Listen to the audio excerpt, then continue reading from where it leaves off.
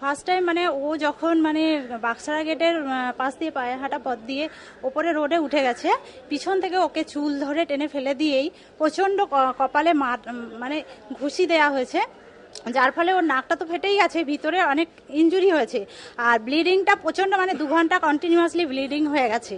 ওই অবস্থায় তারপর ওকে ফেলে মানে রেপ করেছে।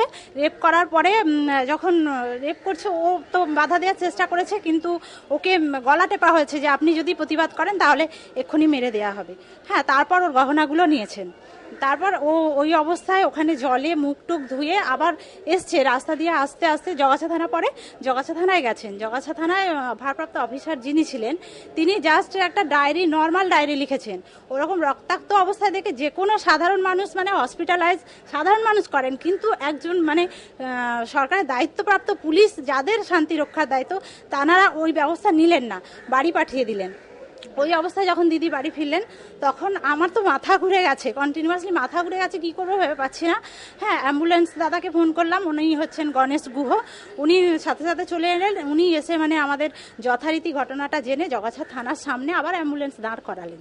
দাঁড় করানোর পর আমি অফিসারকে জিজ্ঞাসা করলাম, স্যার আপনি কি আমার দিদির কথা মতো যা যা ঘটেছে আপনি কি সবটাই লিখেছেন? উনি বললেন হ্যাঁ, কিন্তু আদতে আমরা হসপিটালে এসে দেখলাম মানে যেখানে আর কি ভর্তি করা হয় এমার্জেন্সিতে, ওনারা বললেন এখানে তো রেপ কেস লেখা নেই, তো আপনারা কেন এনেছেন, পুলিশ কেন আনেনি, আপনারা কেন এনেছেন? তারপর ওই মিডিয়া জানাজানি হয়ে যাবার পরে ওনারা মানে সকাল তখন 10:30, তখন চারপাশ থেকে যখন পুলিশ আসছে দেখেছেন যে টনক নড়েছে, তখন ওনারা এসছেন। আপনারা যখন নিয়ে এলেন হাসপাতালে এসে তারপর কি ওর পরীক্ষা করা হলো? তারপর ভর্তি করতে অনেক কষ্ট হলো, যেহেতু পুলিশ ওইভাবে রিপোর্ট দিয়েছেন, নর্মাল রিপোর্ট দিয়েছেন। তারপর বিভিন্ন মিডিয়া এবং আমাদের কিছু দাদা মানে গণেশ দাই মানে অনেক রকমভাবে হেল্প করেছেন, যার ফলে ভর্তিটা হলো এবং ওনার নাকের এক্সরেটা হয়েছে আর মেডিকেল যে টেস্টটা ওটা হয়েছে, তো ওর রিপোর্ট আমরা এখনো জানি না। এরপরে পুলিশের কর্মীরা যখন এসেছিলেন তারা কি আবার জেরা করলেন দিদিকে? হ্যাঁ, ওনারা 2-3 বার এসে জেরা করেছেন, মানে হাওড়া থেকে 2 বার এসেছেন, মহিলা পুলিশরা এসেছেন, এসে জেরা করেছেন। আচ্ছা, তো গোটা ঘটনা এই মুহূর্তে দিদি কি অবস্থায় রয়েছেন, কতটা আতঙ্কিত তিনি? তিনি তো ভেঙে পড়েছেন আর তার টেস্টগুলো থেকেই আমরা রিপোর্টটা জানতে পারবো মানে ভিতরে কতটা ইনজুরি ওর হয়েছে। হ্যাঁ, তার আগে আমি বলতে পারছি না। তবে এরকম একটা মর্মান্তিক কাণ্ড আর এই কোনা এক্সপ্রেসওয়েতে সকালে আমি এটা পুলিশের থেকে আশা করিনি, যেহেতু স্পট থেকে থানা 3 মিনিট।